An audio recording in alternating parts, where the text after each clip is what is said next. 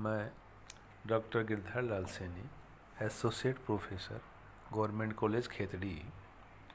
आज हम BSc part third maths paper first abstract algebra यानी अमूर्त बीजगणित के बारे में चर्चा करेंगे।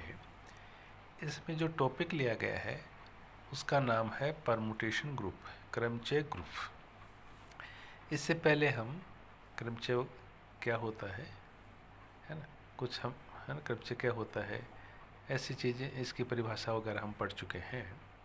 आज हम क्रमचयों का ग्रुप या सम्मित ग्रुप क्या होता है उस पे एक थ्योरम जो है ना वो पढ़ेंगे।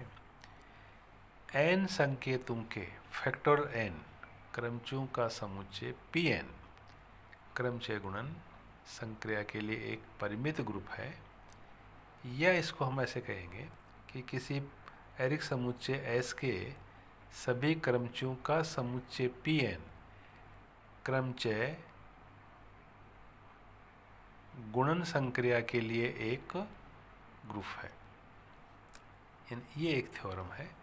इसको क्या है कि हम क्या करेंगे, इसको प्रूफ करेंगे। तो प्रूफ के लिए चूंकि हम जानते हैं कि दो एककी आच्छादित फलनों का जो संयुक्त फलन है वो भी एककी आच्छादित होता है। चूंकि क्रमचय एक एककी आच्छादित फलन होता है, अतः Pn के दो अवयवों का गुणन भी S का एक क्रमचय होगा। अतः यह Pn का अवयव होगा। देयरफॉर अगर मान लो f belongs to Pn, g belongs to Pn implies fg belongs to Pn, ये होगा। अर्थात Pn जो है वो क्रमचय गुणन संक्रिया के लिए क्या है, समर्थ है। अब हम Pn में समूह अभिकृतों का परीक्षण करेंगे, यानी ग्रुप होने के लिए जो तीन बातें हैं, सहचारिता, तस्मक और प्रतिलोम का अस्तित्व, ये हम देखेंगे। तो सबसे पहले हम सहचारिता, इसको हमने जीवन से बताया है, फर्स्ट प्रॉपर्टी। चूँकि फलनों का जो संयुक्त सहचारी होता है, अतः कि नहीं F G H belongs to Pn के लिए, यानी इस Pn के तीन अवयव लेंगे, एक F लिया, G लिया और H लिया, तो उनके लिए एफ जी एच यानी एफ जी को एक साथ और H को फ्री कर दिया, इक्वल टू इसका क्या मतलब हुआ कि एफ ओ जी और H इक्वल टू इसमें एफ को free of O G O H, है ना, इस संयुक्त फलन का नोटेशन है। इक्वल टू इसको फिर हमने क्या कहा कि एफ ऑफ जी एच का, ठीक है। तो यहाँ पर एफ जी को एक साथ, फिर H बाहर, अब ये क्या आ गया कि F बाहर जी एच एक साथ आ गया, तो इसको हम क्या कहते हैं, सहचारिता कहते हैं। अतः क्रमचय गुणन है ना वो क्या होता है, सहचारी संक्रिया है। दूसरा है G2, तस्मक का अस्तित्व है ना, एग्जिस्टेंस ऑफ आइडेंटिटी। तो तस्म क्रमचय को हम I बिलोंग्स टू Pn, ये संक्रिया का तस्मक अवयव है। क्यों? सिंस प्रत्येक f बिलोंग्स टू Pn के लिए एफ ओ आई फिर x इक्वल टू क्या है, F of I X equal to, और आई एक्स का मतलब क्या है कि x ही, तो ये क्या आ गया, F O I X equal to क्या आ गया, एफ एक्स। तथा अगर हम आई ओ एफ एक्स लिखें तो इससे क्या है कि आई तो बाहर, फिर एफ ऑफ एक्स, और आप जानते हैं कि आई तस्मक है तो ये क्या आएगा, अवयव आएगा, तो एफ एक्स ही आ जाएगा। फिर तीसरा क्या है, G3 यानी प्रतिलोम का अस्तित्व है। माना f बिलोंग्स टू Pn, तब f belongs to Pn implies f s से s एककी आच्छादक है। इम्प्लाइज अगर मान लो हम इसको f इनवर्स करें तो भी क्या, s से s भी क्या है, एककी आच्छादक। इम्प्लाइज इसका मतलब क्या हुआ कि f इनवर्स है ना वो बिलोंग्स टू Pn, जो कि f का क्या है, प्रतिलोम है। क्यों है? क्योंकि जैसे आप एफ हो F inverse X equal to F बाहर और F inverse X equal to, तो ये तो एफ है, एफ इनवर्स है, तो वो क्या आ जाएगा, एक्स आ जाएगा, और एक्स को हम आई एक्स लिख सकते हैं। और and F inverse O F X, इसको हम क्या कि एफ इनवर्स और एफ ऑफ एक्स, तो ये भी इक्वल टू क्या आ गया, एक्स आ गया, तो इसको वापस आई एक्स लिख सकते हैं अपन। ये देयरफॉर क्या हुआ कि F O F inverse equal to I equal to F inverse O F. अतः Pn में प्रत्येक क्रमचय का प्रतिलोम विद्यमान है। अतः उपरोक्त विवेचन से सिद्ध होता है कि Pn क्रमचय गुणन संक्रिया के लिए एक परिमित ग्रुप है तथा इसका ग्रुपांक फैक्टोरियल n है, यानी इसका ऑर्डर। यह ग्रुप क्रमचयों का ग्रुप या सममित ग्रुप कहलाता है।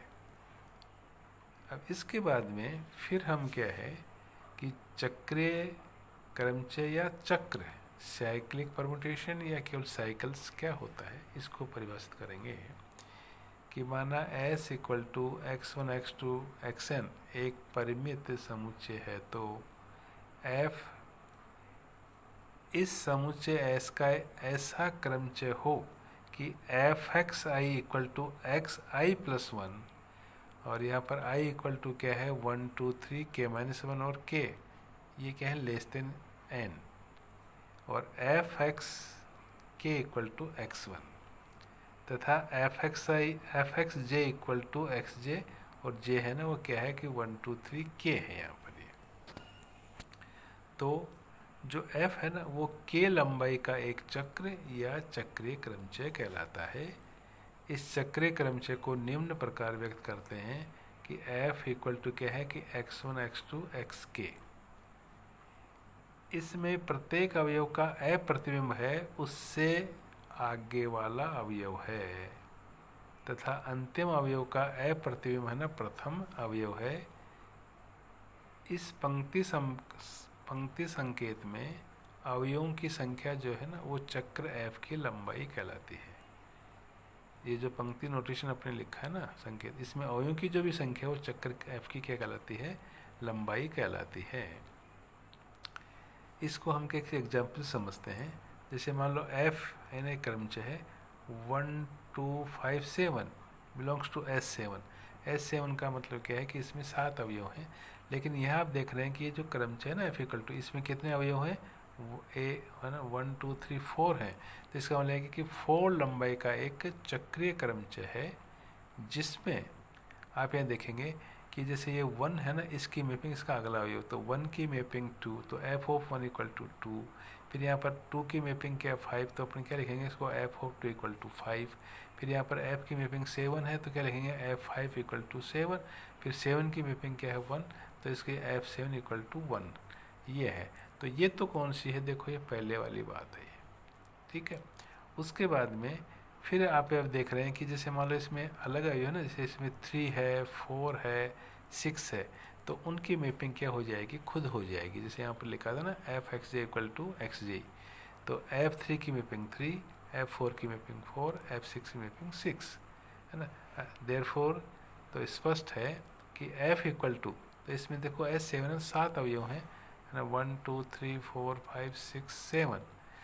अब यहाँ पर क्या है 1 की मैपिंग 2, 2 की मैपिंग 5, 5 की मैपिंग 7, 7 की 1, बाकी है ना खुद की खुद, जैसे 3 की 3 है, 4 की 4 है, 6 की 6 है, वो हम लिख देंगे। फिर हमने यहाँ पे एक नोट लगाया है, क्योंकि चक्र में अवयवों का चक्रीय क्रम रखते हुए इसे कई प्रकार से लिख सकते हैं। जैसे देखो 1 2 3 है, इक्वल टू इसको 2 3 1 लिख सकते हैं, इक्वल टू इसको 3 1 2 लिख सकते हैं। कैसे, जैसे यहाँ पर क्या 1 की मैपिंग 2 है, 2 की मैपिंग 3 है, 3 की मैपिंग 1 है। अब यहाँ पर जैसे मान लो आपने 2 से स्टार्ट किया, तो इसके अनुसार 2 की मैपिंग 3 आनी चाहिए, 3 की 1 1 की 2, तो ये लिखा है 2 की मैपिंग 3, 3 की 1 1 की 2 इक्वल टू। ऐसे देखो फिर यहाँ पर क्या कि 3 की मैपिंग 1 है, तो यहाँ लिख दिया 3 मैपिंग 1, 1 की मैपिंग 2 और 2 की मैपिंग 3। तो इस प्रकार से हम उसको लिख सकते हैं। सेकंड है, दो चक्रों का जो गुणनफल है वो संबंधित क्रमचय लिखकर क्रमचय गुणन विधि से ज्ञात कर सकते हैं। जैसे दो चक्र है ना, ये उनका जो गुणनफल है अपन गुणनफल विधि जो क्रमचय गुणन विधि है ना, उससे हम इसको ज्ञात कर सकते हैं।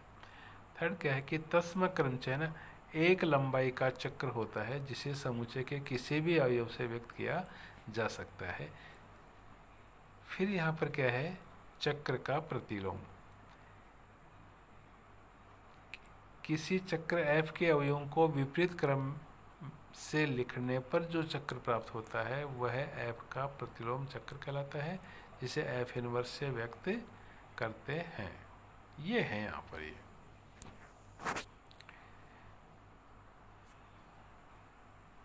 जैसे उदाहरण के लिए यदि f इक्वल टू जैसे 1 2 5 7 ये क्रमचय है, तो इस है ना, क्योंकि ये एक साइक्लिक मतलब परम्यूटेशन है, चक्रीय क्रमचय है ये, तो इसका प्रतिलोम है ना वो क्या होगा, तो हम इसका एफ इनवर्स जो है ना वो क्या लिखेंगे कि उल्टे क्रम से, है ना, जैसे लिखा ना कि इस चक्र एफ के अवयवों को विपरीत क्रम से लिखने पर, जैसे मान लो 7 है तो 7 का आपने 5 लिखा, 5 का 2 लिखा, 2 का 1, 1 का 7, तो देखो यहाँ पर क्या एफ इनवर्स इक्वल टू क्या है कि 7 का 5, 5 का 2, 2 का 1, फिर 1 का 7, या इक्वल टू जैसे मान लो अपन ने 1 लिखा तो देखो आपको यूँ लाना है वापस ऐसे, तो 1 इस 1 का 7, 7 का 5, 5 का 2 ऐसे आएगा, तो 1 का 7, 7 का 5, 5 का 2, 2 का 1 ये आएगा यहाँ पर ये।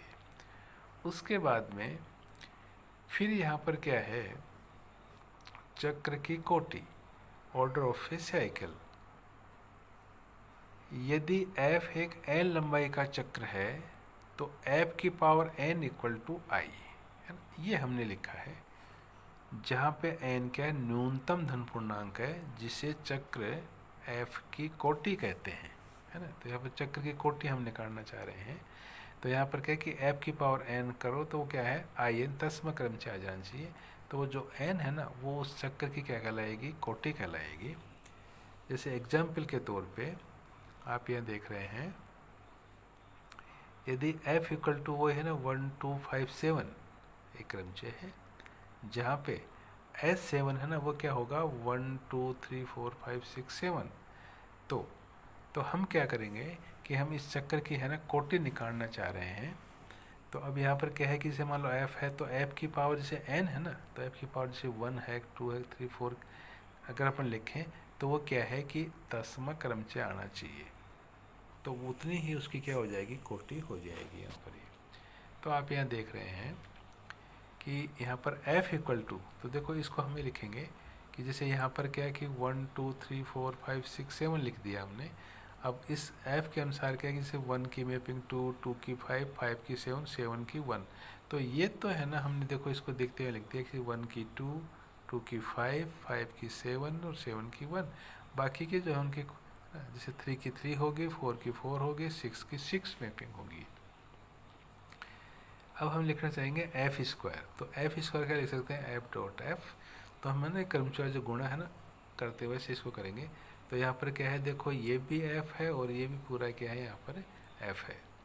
अब इसके अंदर क्या है कि ये वाला जो है ना ये तो पूरा ऐसा का ऐसा, अब इसमें ये जो है ना 2 5 3 4 7 6 1 जो है इसको हम यहाँ ऊपर लिखेंगे 2 5 3 4 7 6 1।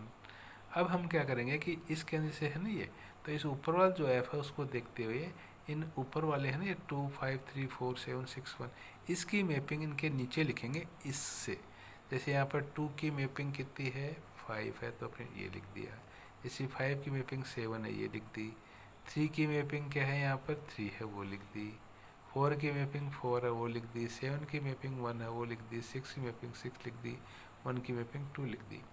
उसके बाद में फिर हम यहाँ पर क्या करते हैं कि इसका तो ये फर्स्ट लाइन और इसकी सेकंड लाइन जो है ना ये वाली ऊपर लिखेंगे और ये वाली क्या लिखेंगे नीचे लिखेंगे, तो इस प्रकार से हमारे पास में क्या आ गया एफ स्क्वायर आ गया ये, ठीक है। उसके बाद में फिर हम क्या कि एफ क्यूब, यानी ये तब तक लिखेंगे जब तक कि वो दसवां क्रमचय आ जाए, तो यहाँ पर देखो एफ स्क्वायर एफ लिख सकते हैं इसको इक्वल टू एफ स्क्वायर ये ऊपर वाला पूरा ऐसा का ऐसा और एफ ये है, इसको वापस हमने क्या किया कि ये पूरा है ना एफ है तो ऐसा का ऐसा, और इसके अंदर जो सेकंड पंक्ति है ना ये वाले 2 5 3 4 7 6 है ना इसको वैसे अपने ऊपर लिख दिया, और इनकी जो मैपिंग है ना इनसे देखते हुए देखो क्रम से ना ये लिख दिया, मतलब 2 की 7 है, 5 की 1 है, 3 की 3, 4 की 4, 7 की 2, 6 की 6, 1 की 5 है ना ये लिख दिया। उसके बाद में फिर यहाँ पर इसकी प्रथम पंक्ति है ऊपर लिख दी और ये सेकंड वाली है ना नीचे लिख दी है, तो ये क्या आ गया अपना एफ क्यूब आ गया। उसके बाद में फिर हम क्या है कि यहाँ पे लिखेंगे F4, तो F4 को क्या लिख सकते हैं एफ क्यूब डॉट एफ लिख सकते हैं, तो ये ऊपर वाला ना, ये एफ क्यूब ये वाला, तो ये तो हमने ऐसा कैसा लिख दिया, फिर ये एफ है यहाँ पर। उसके बाद में फिर ये देखो ये एफ है ना, ये इसको तो हमने ऐसा कैसा लिख दिया, और इसके जो नीचे वाली पंक्ति है ना, द्वितीय पंक्ति, उसको हमने यहाँ ऊपर लिख दिया क्रम से। ये लिख के और फिर इससे इनकी जो मैपिंग है ना, वो हमने देख के लिख दी। जैसे 2 की मैपिंग जैसे 1 है, 5 की 2 है, 3 की 3 है, 4 की 4 है, 7 की 5 है, 6 की 6 है, और 1 की क्या है, ये 7 है। ये हमने लिख दिया। उसके बाद में इक्वल टू, फिर हमने क्या किया कि इसका ये प्रथम पंक्ति ऊपर है ना, यहाँ पे लिख दिया, और ये जो है ना, ये वाली एरो निशान वाली, ये इसके हमने नीचे लिख दिया। तो यहाँ आप देख रहे हैं कि यहाँ 1 की मैपिंग 1, 2 की मैपिंग 2, 3 की मैपिंग 3, 4 की मैपिंग 4, 5 की मैपिंग 5, 6 की मैपिंग 6, 7 की मैपिंग 7। तो इसको हम क्या कहते हैं, तस्मक क्रमचय कहते हैं।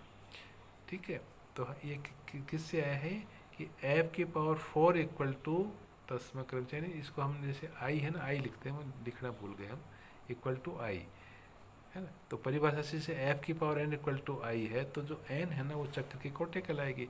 यहाँ पर क्या एफ की पावर 4 इक्वल टू क्या है, जैसे ये आई आ गया। ठीक है, इसका मतलब क्या हुआ कि जैसे 4 है ना, वो इस चक्र क्या कहलाएगी, कोटि कहलाएगी, है ना। दूसरा हम कह सकते हैं कि जो चक्र है ना, वो ये उसकी लंबाई, उसमें कितने अवयव हैं, 4 अवयव हैं, है ना। तो इसका मतलब क्या है कि किसी चक्र की जो कोटि है, इसकी लंबाई की क्या होती है, वो समान होती है।